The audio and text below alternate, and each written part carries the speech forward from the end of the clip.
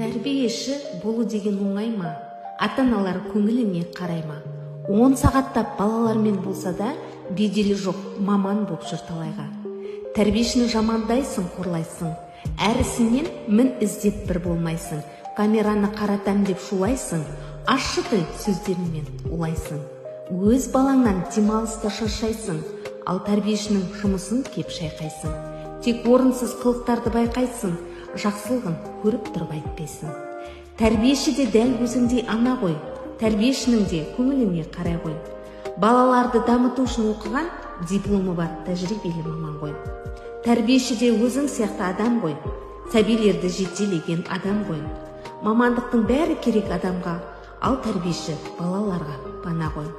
Ата-аналар тәрбиешіні сыйласын, жағымсыз пікірлерге қимасын.